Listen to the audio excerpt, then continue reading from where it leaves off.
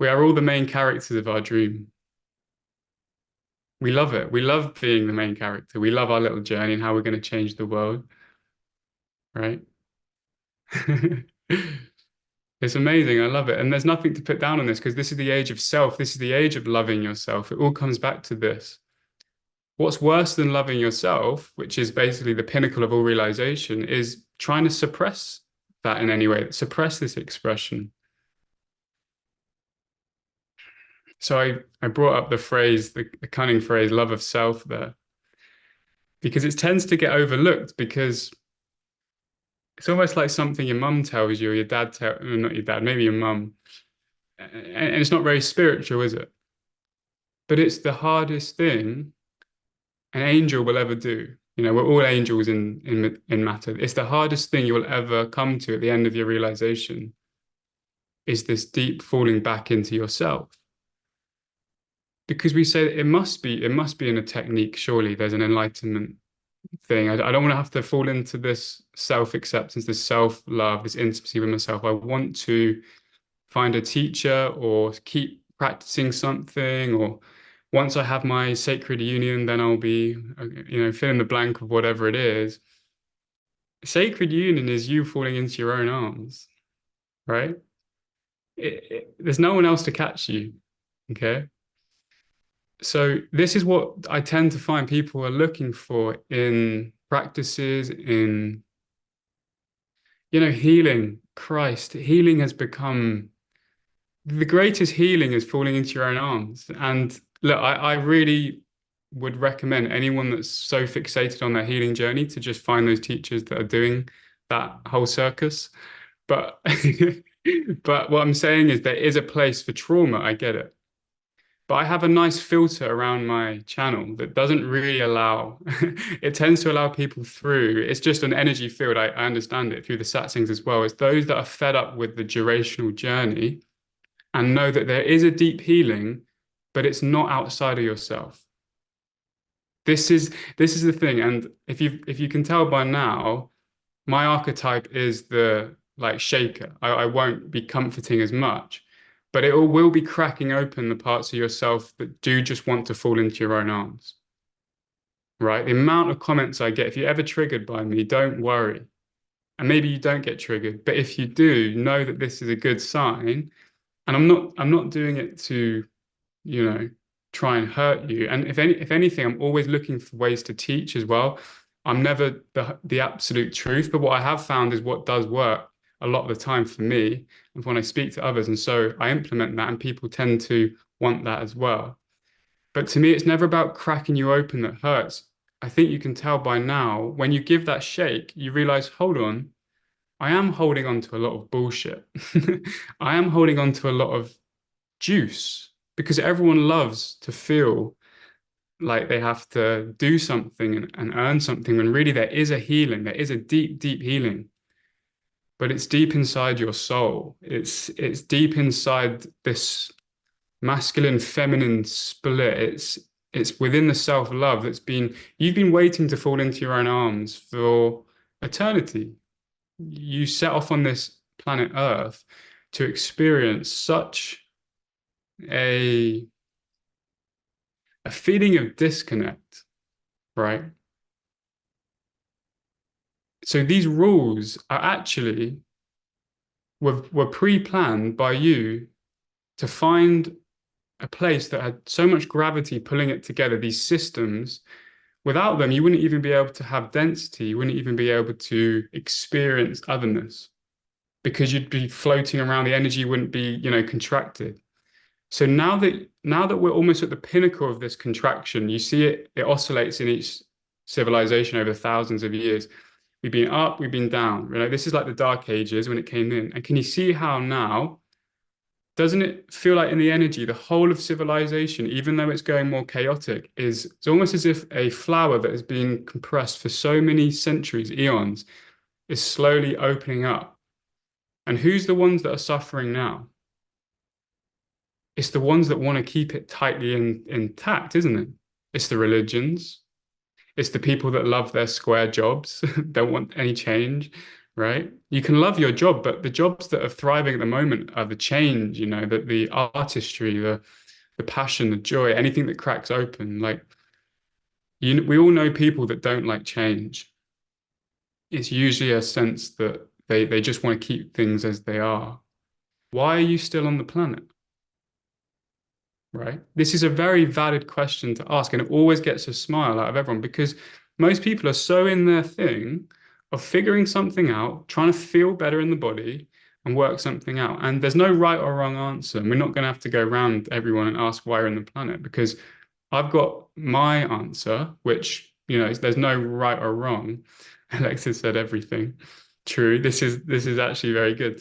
I came here because in this lifetime, you wanted to give yourself something that wasn't in any of the other lifetimes, whether you remember them or not.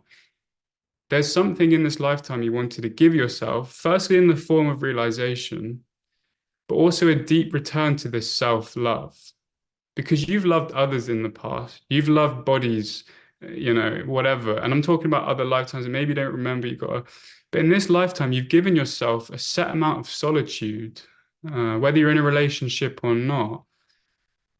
There is a real opportunity to see that in the frontier of consciousness has never had this much availability to fall in love with itself. And whole new energies come into that collective when that's allowed. It's the new frontier where before we have to sort of just provide some context on love because humans are so funny. We tend to think love has just existed for millions of years. Love only started to be coming into the vocabulary around 5,000 years ago with the poets and the artistries, right? There was no such thing as love before it wasn't even mentioned. It was just reality and awake and, light and dark, and there was duality. But on this planet called Earth, they discovered this thing called love. And it was the frontier then. You see, the whole of consciousness is an experiment. There is no, we're going to go to Earth and find love. This is so funny. Humans always feel so inferior, but you're the most advanced beings on the planet. And we tend to always like give it away to God, like God is love. God is not love. God doesn't know you. It can't see you. But, it's seamless. You give God the reflection of seeing yourself as one, and that is love. And when you see that in another, you could say that is love as well. So I really want us to become, we tend to see all these, and I don't want to go into aliens at all, right? We're keeping this very on earth and in self-love because there are some other comments there. But ultimately, the human is the prized possession in this whole existence. You have the divine this thing called love. The aliens probe for it, people trying to investigate what it is, but you can't find love. It's such a beautiful discovery that's only here at the moment, anyway, and it is venturing off. But this thing called love is divine because Woody says he can't find, because it's this divine masculine and feminine within that gives this experience. So where once the frontier of consciousness was to discover this new thing called love, because we now know that, you are the explorers on this planet. There's no set sort of schedule, and then you complete it, then you're off back home. It's an experiment. And what we discovered was this thing called love. But throughout all of those years, whether it was in mystery schools or you were in Egypt or wherever you were, we tend to just completely forget it all, just to focus on this lifetime. You then discover that, hold on a minute, all of this classic love was great, but that was the frontier back then. This joy, this love. You've now got this opportunity to fall deeply back into yourself without the guilt anymore. Because to me, the word guilt is probably the greatest word to sum up why people don't give themselves anything, right? Let's forget self-love for a sec, just basic things. The guilt of receiving is so ingrained. And we sort of went into this last 2 weeks ago, can't speak. But this guilt that is ingrained into the human being is so normalized that until you've taken a step out of it, it's just what people do, right? You go to work until you're exhausted, you get home, you feed your family. You know, having a family is one thing. This isn't exclusive to where you are in the world. Sometimes people use sort of excuses like, well, it's easy for you to say because I've got these responsibilities. But look, things are different, but ultimately there still is this, what are you giving yourself? And can you see how it's almost implanted into the mind of guilt mechanisms? Because even from what we're saying about the material things, realization itself is something you give to yourself as well. Enlightenment, wisdom, love. But overall, I also want us to look at things like material goods, right? I don't think abundance has anything to do with how much money you have in your bank account whatsoever. I'm talking about living without having to balance your books, having to, in this old energy of strategizing and planning. We tend to say, well, how am I going to make money? How am I going to do this? But your need to strategize and plan creates the worry, which what happens when you have to plan your finances? You're basically telling the universe, I need to plan and I don't have enough support and therefore I need to strategize. And that's the energy you're sending out. So it is a downward spiral whatever you choose. So when I say, what are you giving yourself? To me, the best thing I ever gave myself was just ease and grace, to be open to grace. Because here's what the mind says. It says, no, you can't do that. It feels very naked to give yourself the trusting of grace and ease. You need to work out how you're going to pay your bills, how you're going to support your daughter, how you're going to do this and that. But what happens when you start to trust that is it's supposed to feel naked because you're outgrowing your implanted programming of guilt and basically self-hatred.